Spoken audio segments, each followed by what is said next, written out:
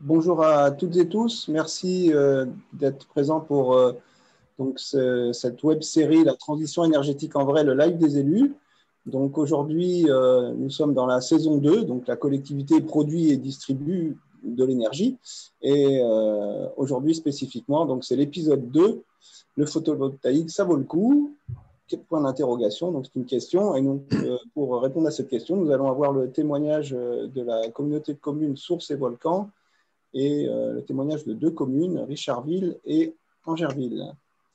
Alors, très brièvement, donc merci aux intervenants, non, pardon, aux participants non intervenants de garder vos micros et caméras coupés.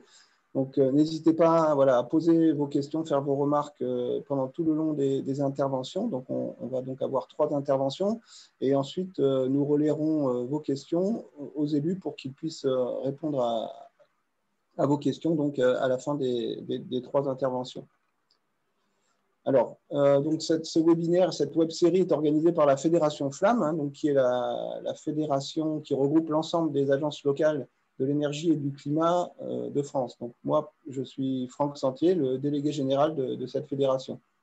Donc la fédération, comme voilà, Flamme, comme toute fédération, est là pour encourager, favoriser les échanges au sein même de la fédération, mais également diffuser les bonnes pratiques à l'extérieur. Et voilà, c'est comme c'est le cas de ce que l'on fait aujourd'hui dans le cadre de ce webinaire.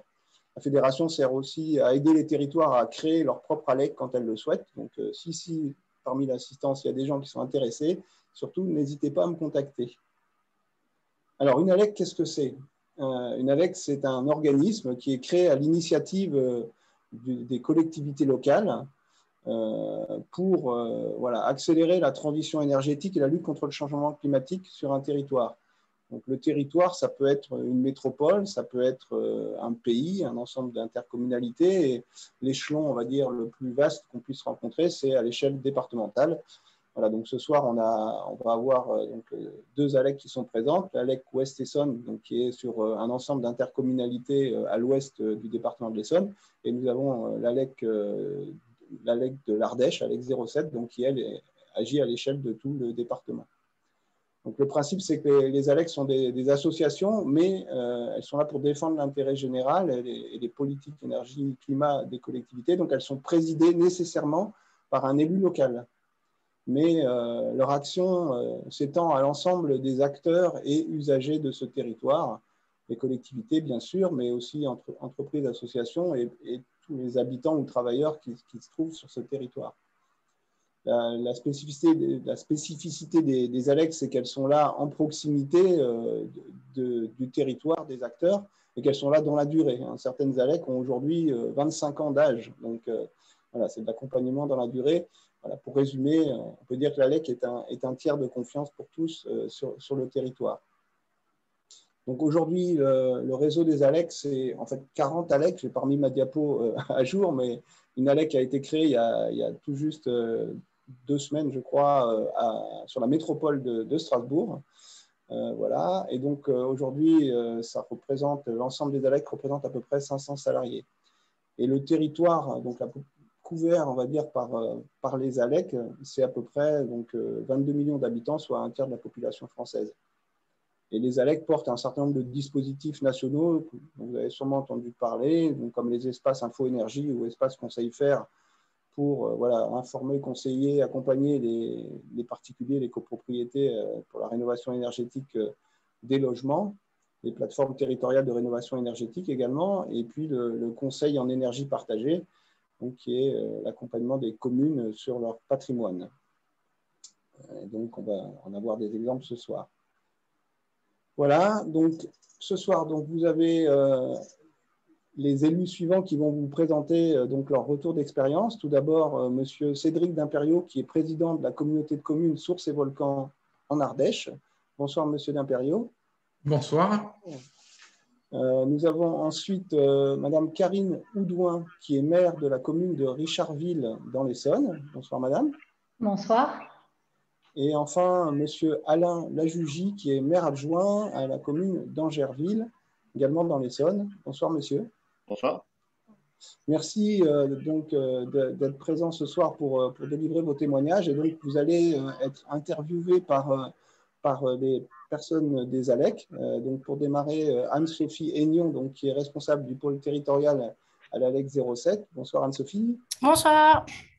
Nous avons également donc Kevin Deneux, qui est conseiller en énergie collectivité à l'ALEC Ouest-Essonne. Bonsoir Kevin. Bonsoir. Et Philippe Gadouin, donc conseiller énergie collectivité à l'ALEC Ouest-Essonne également. Bonsoir Philippe. Bonsoir. Voilà, les présentations étant faites, je cède tout de suite la parole donc à Monsieur Cédric Dimperio et puis Anne-Sophie Aignon pour le premier témoignage.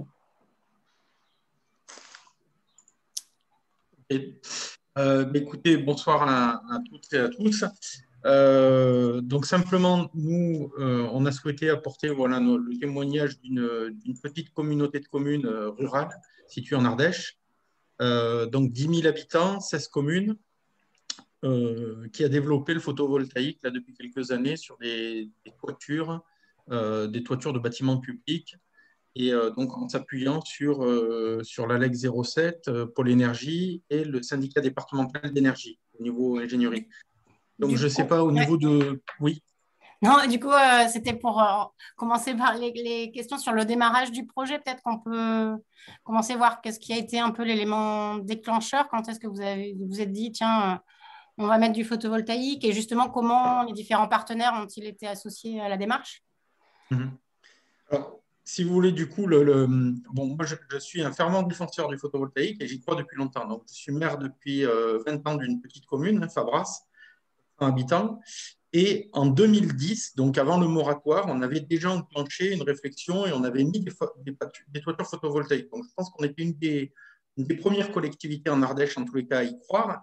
Et on a bénéficié de contrats avec EDF Option d'achat, avec des tarifs qu'on ne retrouve pas aujourd'hui, puisqu'on est à des tarifs où on est à 66 centimes aujourd'hui sur la vente de l'énergie qu'on produit, le kilowattheure, sur la toiture de la mairie, sur des toitures de bâtiments publics. Donc, on l'a fait au bon moment en 2010. Donc, ça fait longtemps qu'on y croyait. Donc, après, l'élément déclencheur au niveau de la communauté de communes, en fait, ça a été la réalisation et la réflexion, le lancement d'un PLUI. Donc, on s'est lancé dans la démarche PLUI en 2015. Et à ce titre-là, on a bénéficié d'un coup de pouce avec notre parc naturel régional des Monts d'Ardèche. Donc, coup de pouce sur le bouquet énergétique. Donc, il nous a permis de travailler avec Pôle Énergie, avec l'ALEC, pour sensibiliser les élus, on va dire, dans le cadre de la réflexion du PLUI aux énergies renouvelables et à l'intégration des énergies renouvelables dans notre PLUI. On est un territoire, il faut savoir, on est un territoire où en fait, on est des zones de pente entre Aubenas et le Puy, entre l'Ardèche du Sud, comme vous le disiez, l'Ardèche de la cuisine à l'huile, et le Massif central. On est le contrefort du Massif central, les zones de pente. Et donc, on a beaucoup de microcentrales et d'énergie renouvelable sur l'énergie hydroélectrique. On a 35 microcentrales et une centrale hydraulique très importante, puisque en capacité, elle est capable de couvrir à peu près la moitié des besoins en consommation la moitié de tout le département de l'Ardèche, la centrale EDF de Montpezat. Donc en fait, on a une grosse centrale, 35 microcentrales, et la volonté des élus, on ne souhaitait pas voir développer de l'éolien ou avec toutes les problématiques que vous pouvez connaître. On ne souhaitait pas non plus du photovoltaïque au sol, donc on a plutôt axé notre réflexion sur l'utilisation des toitures photovoltaïques et notamment des bâtiments publics. Donc voilà un peu l'idée au départ, le démarrage 2015, la réflexion du PLUI, et puis après on a enclenché ce projet en 2017 et puis avec plusieurs phases dont on va parler. Voilà, du coup, ça s'est fait en 3 phases, c'est ça? Oui. Et du coup, est-ce que vous pouvez nous en dire un petit peu plus et voir aussi de quelle manière les communes ont été associées au projet, en tout cas au démarrage sur la première phase? Alors, on l'a fait en 3 phases parce qu'on avait un bâtiment industriel où il y avait une toiture de 3000 m². Et donc, on voulait le faire d'un coup. Donc, potentiellement, c'était c'était une centrale de 300 kVA. Et vu la réglementation, en fait, où vous savez, donc jusqu'à 100 kVA, on avait un peu de souplesse. Entre 100 et 250, c'est un peu plus compliqué. Et au-delà de 250, c'est encore plus compliqué. Donc, en fait, on a saucissonné notre projet pour, plutôt que de faire une seule centrale à 300 kg, on est parti sur 3 centrales de 100 kg avec 18 mois d'intervalle. Et donc, on a monté notre projet comme ça pour pouvoir mettre la totalité, les 300 kg sur ce site-là et pouvoir nous donner le temps avec les communes de travailler chaque appel à projet. C'est-à-dire le premier appel à projet, c'était 100 kg sur ce bâtiment industriel, plus, donc c'était 4 centrales de 100 kg. On a associé notre toiture d'un gymnase, on a un gymnase intercommunal, on a un boulodrome intercommunal, donc on a mis une 100 kg sur le boulodrome et on a mis une 100 kg sur des logements qu'on a pour personnes âgées. Donc on a fait 4 centrales de 100 kg et on a essayé d'entraîner avec nous les communes qui avaient des toitures disponibles. Donc c'est là où les communes se sont joints à nous pour faire un projet un peu plus global en mettant des toitures de salles polyvalentes, d'écoles, de services techniques. Donc ça nous a permis d'aller chercher des subventions, notamment au niveau de la région Auvergne-Rhône-Alpes, hein, parce que du coup, seul, on ne pouvait pas, mais si le projet était un peu innovant, c'est-à-dire qu'il groupait à la fois des dossiers de la Comcom et de communes, ça nous a permis d'avoir des subventions de la région et des subventions de l'État. Ça s'est bien passé, la première phase. La deuxième phase, elle est réalisée, elle est opérationnelle, et donc on produit et on vend de l'électricité. Bon, pour un chiffre d'affaires à peu près de 46 000 € pour la première année. On a enclenché la deuxième phase où on est en train de faire les travaux, justement. Hein. Donc, la deuxième phase, c'est la deuxième centrale de 100 kg sur ce site industriel, plus un complément sur la toiture de notre gymnase et de nouvelles communes qui se sont greffées, puisqu'au départ, vous savez, comme tout élu, hein, vous connaissez comme moi les élus, au départ, vous en avez pas mal qui sont sceptiques. Et puis, quand vous faites une première opération qui marche, eh bien, il y en a d'autres qui s'y greffent. Ben, finalement, ça a marché chez les voisins, ça a marché à la Comcom, donc pourquoi pas y aller. Donc, on a fait une deuxième phase où on a entraîné avec nous d'autres communes qui ne sont pas forcément les mêmes que la première phase. Et puis, on a dans les tuyaux, on est en train d'enclencher la troisième phase où on a déjà les accords de subvention pour la troisième phase. Et donc, on attend hein, les problèmes réglementaires, c'est-à-dire qu'entre deux phases, il faut 18 mois. Donc, on attend à chaque fois ces 18 mois pour pouvoir enclencher les phases. Mais là, on va enclencher la troisième phase. On a les accords de principe au niveau des financements et donc, si tout va bien, on la mettra en route d'ici la fin de l'année. Du coup, ça veut dire qu'au global, vous êtes à peu près à combien en termes de puissance ça représentera à peu près combien en puissance installée? Alors, en toiture, au global, on sera sur la Comcom à un peu plus de 700 kg en puissance globale. Et si on associe toutes les communes autour avec tous les petits projets, je pense qu'on sera pas loin d'1 méga.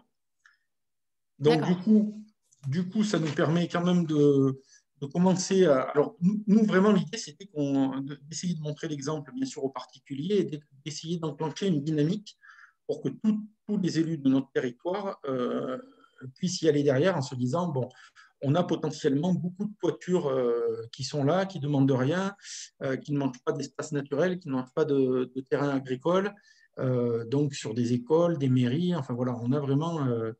on a essayé de ratisser et on a encore du potentiel là-dessus. D'accord. Et sur le volet financier, vous pouvez nous en dire un petit peu plus? Parce que pour une petite communauté de communes comme la vôtre, ça fait quand même un gros projet. En tout, on va investir, enfin, on aura investi à peu près un peu plus d'1 million d'euros sur le photovoltaïque, en sachant qu'on a bénéficié de pas mal de subventions, parce que comme je vous disais, on a eu une prime un peu à l'innovation, puisqu'il y avait un appel à projet de la région. Donc, la première tranche, on a investi 530 000 € et on a eu 70% de subventions. Alors, je ne vous cache pas que même sans les subventions, on était parti pour le faire. Que quelque part, sur 20 ans, l'investissement était rentable, donc le business plan, il était bon sur 20 ans. Ça nous permettait aussi, en plus de l'image, hein, ça nous permettait de rénover des toitures, de refaire les étanchéités, puisque sur ce site industriel de 3000 m² que je vous ai dit, l'opération, elle était très importante, puisque de toute façon, il fallait refaire la toiture, il fallait la renforcer, puisqu'on n'était plus aux normes au niveau de la neige et du vent, et il fallait refaire l'étanchéité. Donc, du coup, on a tout globalisé et les renforts de toiture, les étanchéités, ça a été pris en compte dans le dossier global du photovoltaïque. Même sans subvention, on y allait parce que sur 20 ans, le business plan, il était bon. On était rentable. avec 70% de subvention, bon, je ne vous fais pas un dessin, ça a été encore plus rentable. La deuxième tranche, on a eu un peu moins, on a eu 55% de subvention, parce que c'était moins innovant par rapport à la région et tout. Et la troisième tranche, aujourd'hui, on a un accord de subvention de 40. Donc, en gros, on a 70, on a eu 70 sur la première, 55 sur la deuxième, 40 sur la troisième, ce qui fait qu'on est bien subventionné et que hors subvention, du coup, une fois qu'on a déduit nos subventions et qu'on prend la part résiduelle après avec un amortissement sur 20 ans, en régime de croisière, on pense que, enfin, on en est sûr, même puisqu'on a maintenant quelques années de retour là, sur la première phase, on aura entre 50 et 60 000 euros de bénéfices par an. Donc, ce qui n'est pas négligeable. D'accord. Et du coup, comment, justement, vous parlez bénéfices, du coup, enfin, et puis ça engendre budget. Et comment vous avez géré au niveau du budget? Comment ça se passe? Est-ce que vous avez dû créer... enfin, là, comment ça se passe?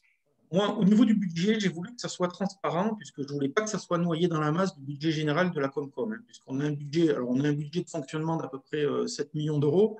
On a un budget d'investissement chaque année, bon, ça varie un petit peu, mais c'est plusieurs millions d'euros. Donc, je ne voulais pas que ça soit noyé dans la masse. Et pour sensibiliser mes collègues élus et puis par transparence, on a créé un budget annexe. Donc, on a créé un budget annexe photovoltaïque où on s'est dit, au moins, on voit exactement combien on investit, on voit les ventes d'énergie et on s'est dit, la patch qu'on a fait entre élus, on va dire, la convention entre élus, c'était de dire, on fait un budget annexe pour que ça soit transparent et pour que quelque part, ça fasse un petit peu boule de neige. Donc, moi, ce que j'ai demandé à mes collègues élus, sur la dernière mandature et puis où j'étais déjà président, et sur la nouvelle mandature, les nouveaux collègues élus ont accordé aussi de continuer dans cette voie-là. On s'est dit, on fait un budget annexe qui s'autofinance, qui va être excédentaire, et on veut que du coup, ça fasse boule de neige, que l'argent du photovoltaïque serve au photovoltaïque ou aux énergies renouvelables. Mais du coup, on a créé ce budget-là pour que cet argent-là puisse nous permettre de faire d'autres projets, de faire connaître le photovoltaïque, et puis quelque part d'essayer d'avoir une politique un peu innovante sur les énergies renouvelables. Dans les années à venir, on sait très bien que ce budget va être excédentaire et donc l'argent de ce photovoltaïque ira sur les énergies renouvelables. Oui. Du coup, c'est un peu ça la suite. Est-ce que vous avez une quatrième tranche en tête ou d'autres réflexions, d'autres pistes de réflexion pour l'avenir, justement? Là, on attend une évolution réglementaire parce qu'apparemment, au niveau réglementaire, le seuil des 100 kg, 250 kg, tout ça, ça devrait, entre guillemets, sauter, ça devrait être allégé. Donc, on espère qu'on n'aura pas à attendre la fin de l'année pour enclencher notre troisième phase, puisqu'on a les 40% de subvention, on a déjà tout dans les starting blocks pour la troisième phase. Donc, sinon, on attendra la fin de l'année. Et pour la quatrième phase, les projets à partir de 2022, oui, on va essayer de travailler maintenant plus sur de l'autoconsommation et le caractère innovant, de travailler avec des privés, notamment avec les EHPAD. En fait, pour l'autoconsommation, le but, c'est de le consommer quand l'énergie est produite tout au long de l'année. Donc, l'avantage d'un EHPAD, c'est qu'ils ont besoin du chauffage l'hiver et de la clim l'été. Donc, du coup, on est en train de travailler avec les EHPAD de notre secteur pour mettre des toitures photovoltaïques avec un système d'autoconsommation sur place et de vente uniquement du surplus à EDF. On est en train de travailler avec les supermarchés du coin, des entreprises du coin pour leur dire, voilà, on a montré que ça marchait en tant que collectivité. Maintenant, faites-nous confiance. On a envie d'être un territoire innovant, on a envie d'être un territoire un peu labellisé toiture photovoltaïque, entre guillemets. Et donc, voilà, on a besoin de vous. Donc, la phase 4, ça sera avec des partenaires privés. EHPAD, supermarchés, entreprises de moulinage, en fait, tous ceux qui potentiellement ont de la toiture à disposition. Ok. Eh ben, merci beaucoup. Je ne sais pas si on est dans les 10 minutes ou pas. Je n'ai pas regardé mon chrono. Hein. Je vous ai laissé mettre du temps. Ouais, ça va, on peut border un tout petit peu, mais bon, on va y arriver. Merci beaucoup pour ce premier témoignage. Merci. Donc, voilà, maintenant, donc, je laisse la parole donc, à Madame Karine Oudouin, donc, de la commune de Richardville, avec Kevin Deneux, de l'AVEC West Essonne. C'est à vous. Vous nous entendez bien? Oui, très bien. Vous voyez bien l'écran? On voit très bien l'écran. Ok, parfait. Juste petit aparté, du coup, nous on va descendre un peu d'une échelle. On va passer une échelle communale d'une petite commune. Donc, on va pas être dans les mêmes ordres de grandeur en termes de puissance installée. Mais ça reste très intéressant tout de même. On va commencer l'interview. Alors, bonjour Madame Oudouin, vous êtes donc la maire de la commune de Richardville. Est-ce que vous pouvez nous décrire votre commune en quelques mots? Alors en fait, Richardville est une petite commune rurale de 406 habitants. Nous sommes à 45 km au sud de Paris, dans le département de l'Essonne. Et c'est vraiment un village rural, puisque la seule activité économique de mon village, c'est l'agriculture. J'ai 6 agriculteurs en activité sur la commune. Donc oui, on peut avoir effectivement de la ruralité à 40-50 km de Paris. Notre petit village, en fait, est assez basique. Il se constitue au niveau des équipements municipaux d'une école, d'une mairie, d'une église. On gère notre éclairage public puisque c'est une compétence que l'Interco n'a pas reprise. Donc voilà, on est sur une structure beaucoup plus petite et c'est vraiment un village, j'allais dire, assez typique. Deuxième question. Comment est venue l'idée, à la mairie, d'initier un projet d'installation photovoltaïque en toiture des bâtiments publics? Alors en fait, moi c'est mon deuxième mandat que j'entame et cette idée a mûri lors du premier mandat qu'on a fait. Je repars quasiment avec la même équipe sur ce mandat-là. Et donc c'est une idée qui a mûri à partir de 2017-2018. Et en fait, elle a mûri pour 2 raisons. On avait vraiment 2 objectifs en tête. Le premier, c'était évidemment de tourner la commune vers la transition énergétique, de réduire effectivement l'impact carbone de notre village. Et effectivement, le deuxième objectif était aussi un objectif financier, puisqu'en 2014, les baisses de DGF et l'effet FPIC font que nos budgets communaux ont été un petit peu impactés et qu'il a fallu réduire la voilure sur les dépenses.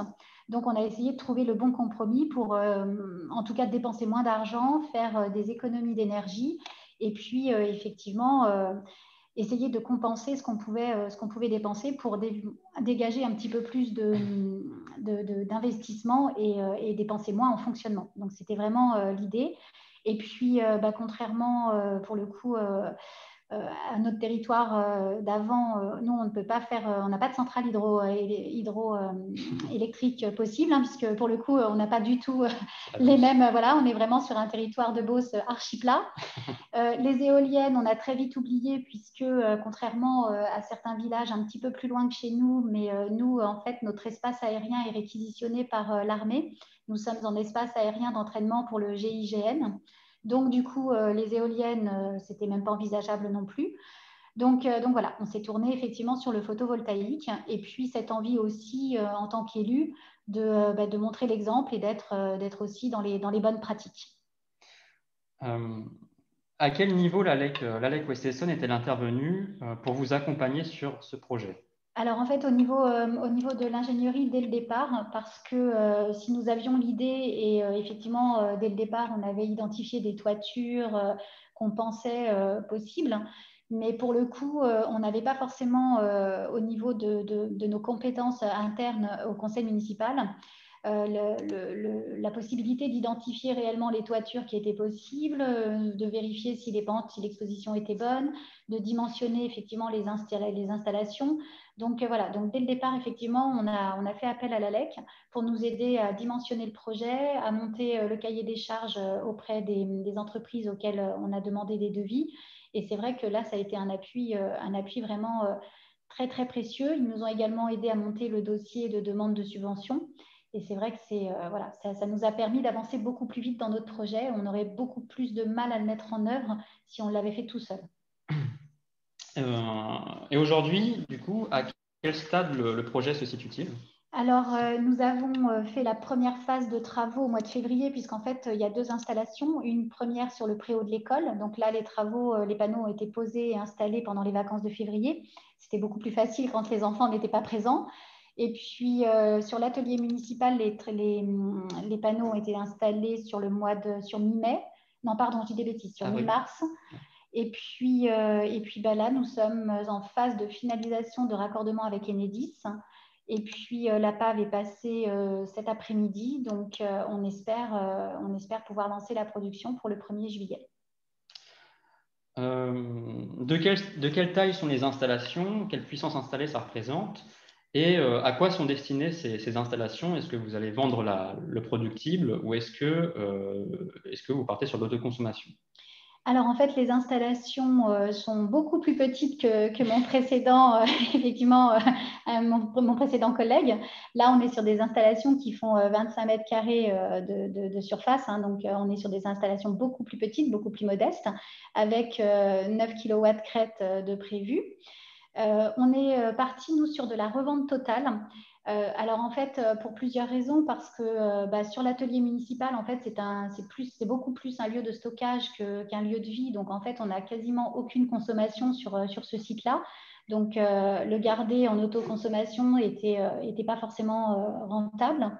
Et puis, au niveau de l'école, effectivement, on avait un décalage entre le moment où il y a un besoin en énergie l'hiver et la production qui est optimum l'été. Donc, il nous est paru assez rapidement inintéressant, en tout cas, de partir sur de l'autoconsommation, en tout cas pour ces 2 projets-là. Donc, on est sur de la revente totale sur les 2 sites. Et de quel financement la commune a-t-elle pu profiter pour ces installations?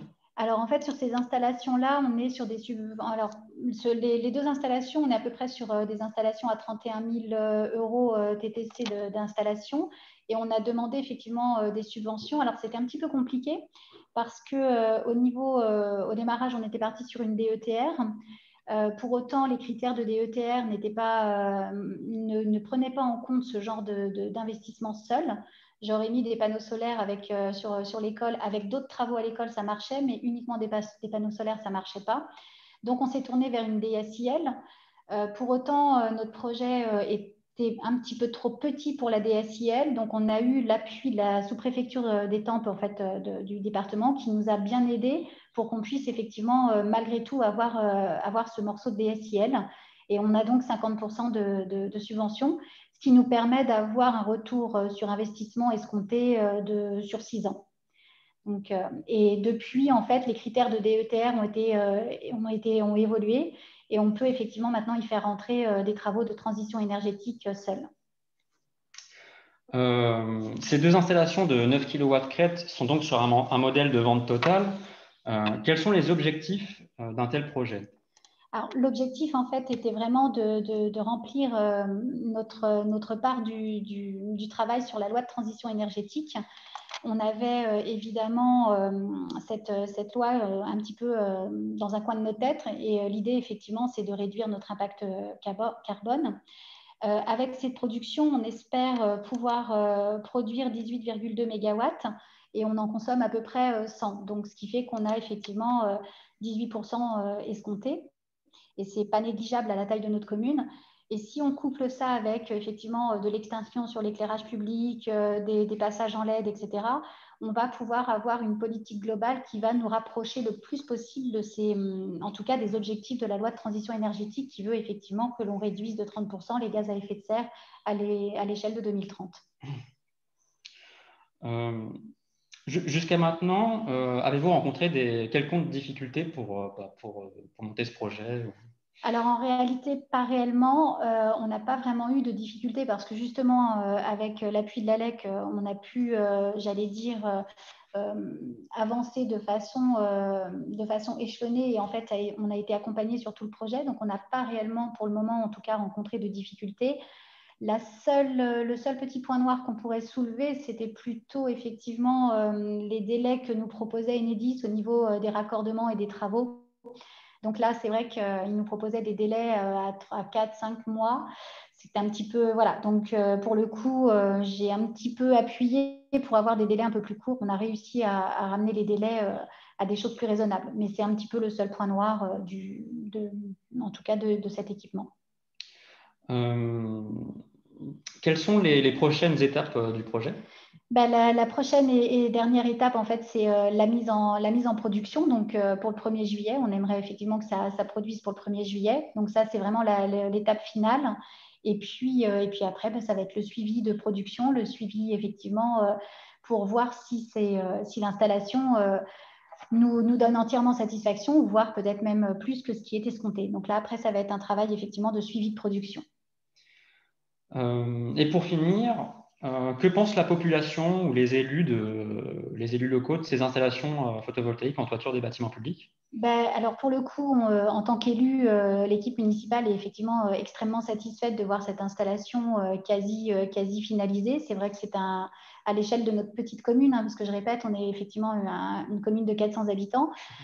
C'était pas forcément évident. On a un tout petit budget, donc se lancer dans quelque chose comme ça, c'était pas forcément quelque chose d'évident. Et effectivement, on a une grande satisfaction, voire une petite fierté, puisqu'on appartient à la communauté de communes du Dourdanais. Et finalement, sur les 11 communes de notre communauté de communes, nous sommes les premiers à l'avoir fait, alors que nous sommes la plus petite commune. Donc j'avoue qu'on est un petit peu fiers de nous. Alors bon, de temps en temps, un peu d'autosatisfaction, ça fait pas de mal. Mais c'est vrai que voilà, on a cette petite satisfaction-là. Et puis, bah, le retour est plutôt positif pour les habitants. C'est vrai qu'on a plutôt, voilà, on est plutôt dans cet esprit-là. J'ai déjà des habitants qui en avaient, d'autres qui commencent à se dire, bah, on va en mettre aussi. Donc voilà, c'est plutôt, tout ça est plutôt extrêmement positif, en tout cas pour le moment.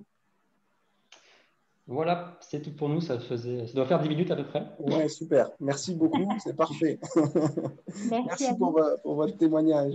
On va donc maintenant entendre le témoignage donc de la commune d'Angerville avec Monsieur Alain Lajugie, interviewé par Philippe Gadouin de l'ALEC Voilà. Extension également.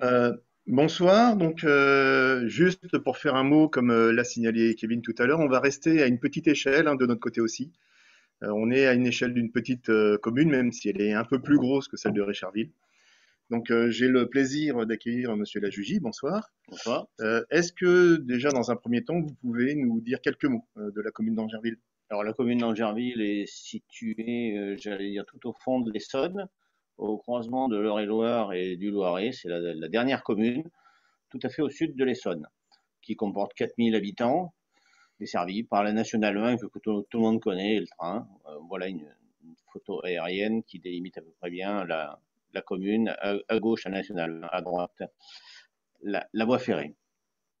Donc 4300 habitants. Merci. Est-ce que vous pouvez nous dire de quelle façon vous avez et dans quelles circonstances vous avez rencontré l'ALEC?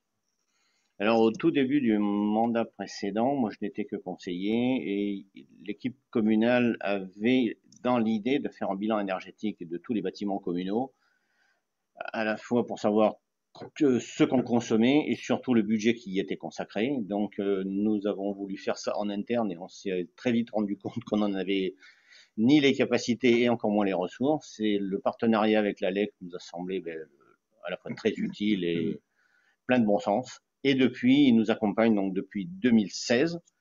Ils ont fait donc les bilans thermiques de beaucoup de bâtiments de la commune et nous ont permis de faire quelques analyses, savoir sur quels bâtiments intervenir, les plus énergivores et donc ceux à prendre en considération le plus rapidement. D'accord. Donc, suite à ces premiers bilans, les premières actions, c'était des actions de travaux de rénovation. Sur quel bâtiment s'est concentré les premières actions?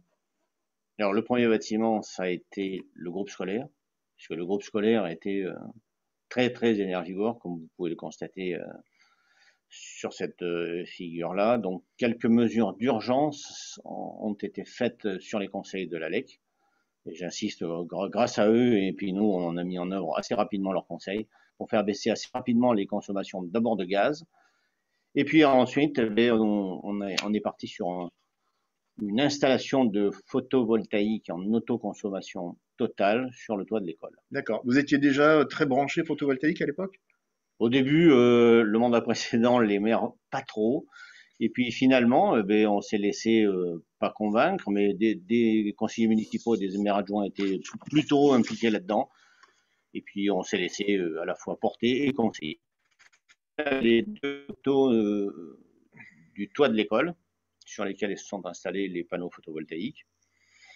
D'accord. Alors, l'étude d'implantation, de dimensionnement, etc., qui l'a réalisée pour vous? Alors là, heureusement que l'ALEC était là pour nous accompagner. Alors, tant sur l'implantation, la puissance, l'accompagnement du devis, la recherche des partenaires installateurs, la technologie mise en place, Sans leur conseil, nous, on n'aurait pas obtenu une installation aussi efficace. Et aussi, il faut le dire, le syndicat d'énergie auquel la ville d'Ingerville appartient a largement financé le projet. Alors, c'est une installation en autoconsommation. Sur une école, c'est un petit peu paradoxal, puisque les écoles ne consomment pas en été. Donc, pourquoi une solution d'autoconsommation? Alors, parce que qui jouxte l'école, on a un gymnase et une piscine. Donc, tout ça, toute la production du photovoltaïque est consommée tant par le gymnase, mais surtout par la piscine. Donc, complètement. Je préciserai qu'on est sur un seul compteur, en fait, qui partage le tout. C'est pour ça que c'est possible. C'est pas de l'autoconsommation collective, hein, c'est de l'autoconsommation sur un seul point de comptage. Voilà. Quelques mots sur les délais de mise en œuvre de cette solution. Alors, comme Madame le maire le précisait, dans notre commune de l'Essonne, vous voyez que la réactivité d'Enedis n'est toujours absolument pas au rendez-vous. Il a fallu 5 mois pour obtenir pratiquement rien, puisque c'était une simple autorisation de produire sans revente. Donc, il a fallu quand même 5 mois à Enedis pour ça. Donc, la puissance installée, ben voilà, 9,6 kg, on est 32 modules, 32 micro-onduleurs.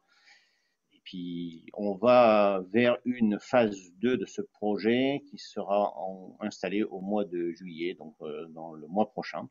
On va rajouter 4,2 kg sur qui seront eux aussi en totale autoconsommation et eux aussi totalement la piscine, le gymnase et l'école.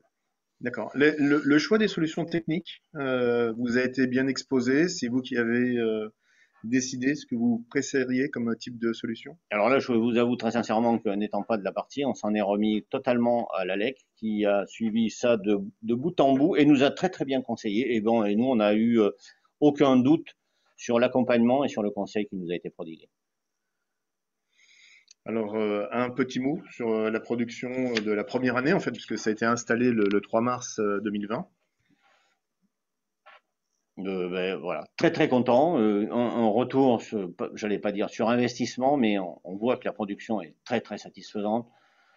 L'autoconsommation pour nous a été un choix différent de ce que le premier maire, président d'agglomération a expliqué, que lui c'est la revente. Nous on a fait ce choix-là d'autoconsommation parce que moins compliqué, moins grand, moins cher, et même si très bien financé, et puis qui subvient tout à fait à nos besoins, et surtout s'inscrit dans une volonté de diminuer l'impact énergétique à la commune, c'est-à-dire baisser ses consommations, baisser l'impact carbone, et puis baisser l'aspect du coût de l'énergie sur le budget final de la commune. Ok, merci. Au final, une phrase de conclusion, c'est une opération que vous souhaitez recommencer ou Ah oui, absolument. Ben, la diapositive parle d'elle-même. En ayant économisé 20% de la consommation totale dans lequel le photovoltaïque rentre, on voit qu'on a stabilisé le budget, diminué en portant le CO2. Donc, voilà, les objectifs du climat on est dans l'épure de cet objectif-là. Donc, nous, on est très contents et on continuera à le faire. Et puis surtout, on le voit sur le budget, les dépenses évitées, surtout sur les factures énergétiques. Donc, on est très, très content des conseils de l'ALEC et de nos choix. Monsieur Légy, merci. Merci de votre témoignage. On souhaitait terminer avec Kevin sur juste 2 petits mots. Toutes les installations qui nous paraissent pertinentes, on essaye de les mettre en avant et donc on réalise des fiches réalisation qu'on essaie de distribuer à tous les élus des territoires pour essayer de pousser les autres acteurs des territoires à faire de même s'ils en ont la volonté. Voilà, merci. Merci. Merci beaucoup pour ce dernier témoignage. Et puis, j'imagine que ces fiches, elles sont peut-être accessibles aussi pour les territoires hors de l'Essonne. Alors, si on peut les présenter, c'est justement pour les distribuer après pour information pour ceux qui seraient intéressés. Merci. Écoutez, on en a fini donc avec ces 3 témoignages. Merci beaucoup. Maintenant, voilà, la parole est à la salle virtuelle, comme on dit. Alors, on n'est pas très nombreux, donc voilà, si vous voulez poser vos questions oralement, je vous propose de lever la main. Hein. Vous savez comment faire pour lever la main, c'est en bas de la liste des participants. Vous pouvez cliquer pour lever la main. Je vous propose de le faire pour intervenir et voilà, on vous donnera la parole.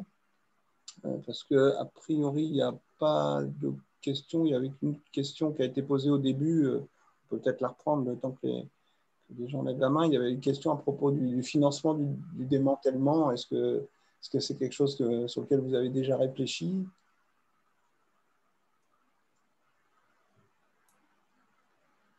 Excusez-nous, je ne suis pas sûr d'avoir entendu la question. C'était une question sur le financement du démantèlement. Du démantèlement, oui, voilà. On en est un petit peu loin pour l'instant parce qu'on est juste à la fin de l'installation, si je peux dire, à la première année de production. On est sur une installation en fait qui est garantie 20 ans déjà, en micro-onduleur et puis en extension de panneaux. On espère bien avoir une production d'une 30aine d'années. C'est peut-être une question qu'on se reposera d'ici quelques années en fait. D'accord. Je sais pas, personne ne lève la main, personne ne souhaite prendre la parole. N'hésitez pas, hein, c'est l'occasion ou jamais. Ah voilà. Oui.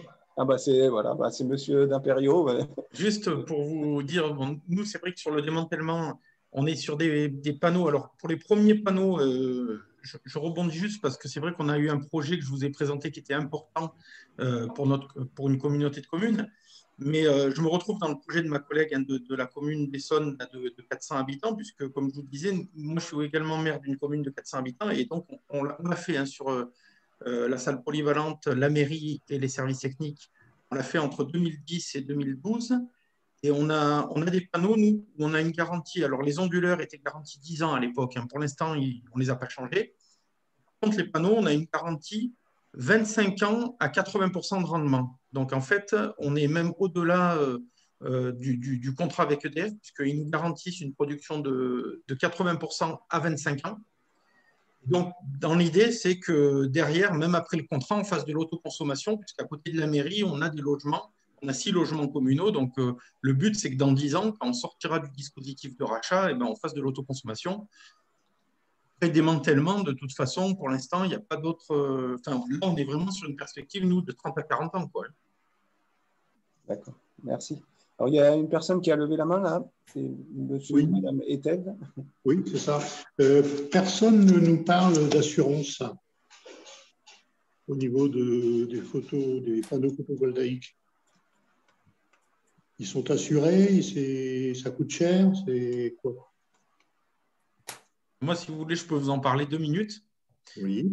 On est assuré. Alors, pour ce qui est de la commune, on a une assurance qui nous coûte 800 € par an. Et en gros, on a à peu près, une fois que l'assurance est payée, nous, pour une petite commune, ça nous laisse 12 000 € de bénéfices par an. Une fois qu'on a payé l'amortissement et l'assurance, 800 €. Et l'assurance, on a voulu, puisque quelque part, c'était aussi, on a pris une garantie avec perte d'exploitation. C'est-à-dire, si jamais les panneaux nous sont volés ou si jamais ils sont passés par la grêle, on a un contrat d'assurance qui nous dédommage à hauteur du chiffre d'affaires qu'on fait chaque année. Donc, on a une perte d'exploitation et une garantie vol. On a toutes les garanties qui vont avec. Et ça nous coûte 800 € par an. Pour la communauté de communes, c'est même mieux puisque du coup, c'était intégré directement dans notre contrat d'assurance qu'on a à la Comcom. Puisqu'on a demandé à l'assureur, on l'a déclaré et en fait, on a pris de surcoût. Donc, ils font partie du bâtiment, quoi. En fait, ils sont assurés comme vous assuriez, comme n'importe quel bâtiment public qui est assuré, quoi. Ok, merci. Pour compléter le propos de mon collègue, pour le coup, j'ai assuré effectivement les panneaux solaires de la commune, mais par contre, je n'ai pas pris effectivement de perte d'exploitation. Et on est sur un surplus d'environ 400 € en fait, par an sur mon contrat d'assurance pour la commune. Donc, ce n'est pas forcément quelque chose de conséquent. Merci. Il y a une question qui est posée dans le fil de discussion à propos des technologies utilisées. Est-ce que c'est du monocristallin ou du polycristallin? Un peu technique. Je veux bien essayer d'y répondre. En fait, ça ne change absolument rien.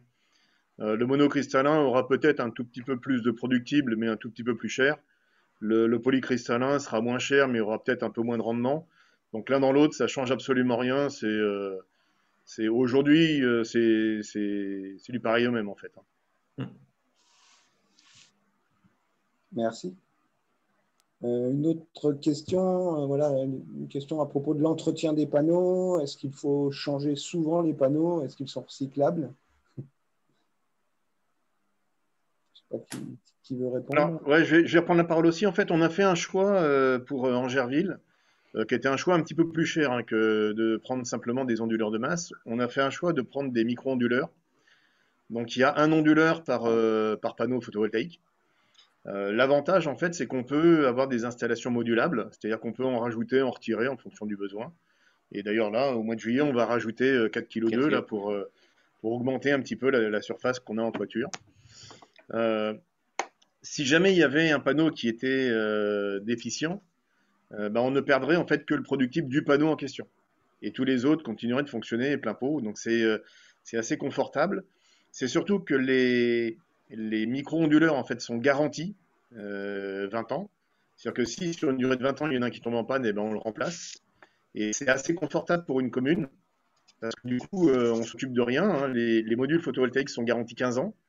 Avec en plus, comme M. D'Imperio disait, il y a une garantie de productible. Et ça, c'est sur le productible. Mais même au niveau de la casse, hein, si on a un module photovoltaïque qui prend la grêle ou qui est cassé, en 15 ans, sous 15 ans, ils sont remplacés directement. Voilà. Et puis, durant cette période, la seule chose à laquelle il faut qu'on fasse attention, parce qu'on est dans une zone rurale, la Beauce, il y a pas mal d'agriculture, il y a beaucoup de poussière. Ouais, le pollen. Il y a beaucoup de poussière, de pollen. Donc, la seule chose qu'il faut faire attention, c'est si on a besoin de nettoyer les panneaux une fois par an, en gros. C'est à peu près le seul entretien qu'on a besoin de faire. L'autre entretien qui est quelque chose de normal, c'est qu'on assure la surveillance et la supervision permanente du productible. Donc, moi, je regarde, pour rien vous cacher, hein, je regarde toutes les semaines ce que ça donne. Je surveille l'intégralité de chacun des modules parce que l'avantage des micro-onduleurs, c'est qu'on peut voir chacun des modules et voir si ça marche bien, si ça produit correctement. Donc, c'est juste de la supervision rapide. Tous les vendredis soirs, j'en ai pour quelques minutes à regarder ça. Et juste peut-être pour compléter, en fait, sur la filière de recyclage, hein, il y a PV Cycle, en fait, qui permet de... Enfin, grosso modo, les panneaux, donc déjà, sont recyclables à plus de 95%, je crois. Et ensuite, il y a une entreprise dans le sud de la France qui s'est montée, qui est vraiment une grosse entreprise de recyclage des panneaux, mais ça commence tout juste, puisque voilà, les panneaux en France n'ont pas, on va dire, la vétusté des panneaux allemands qui sont installés depuis beaucoup plus longtemps. Il y en a encore, ils sont quasiment tous encore en toiture. Mais en tout cas, la filière de recyclage des panneaux est bien en train de se monter et du coup, enfin voilà, c'est dans les rouages, quoi. Alors, je ne me souviens plus du nom de la commune qui est dans le sud de la France. Je ne sais plus si c'est dans les Bouches-du-Rhône, il me semble, mais je ne suis pas sûre à 100%. Merci.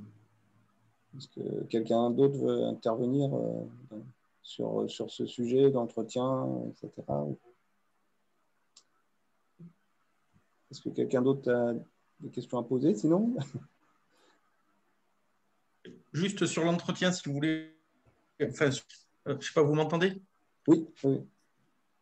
Juste, c'est vrai que du coup, bien prévoir à chaque fois de mettre une ligne de vie, puisque ça ne coûte pas bien cher. Donc ça, on l'a fait sur toutes les toitures photovoltaïques.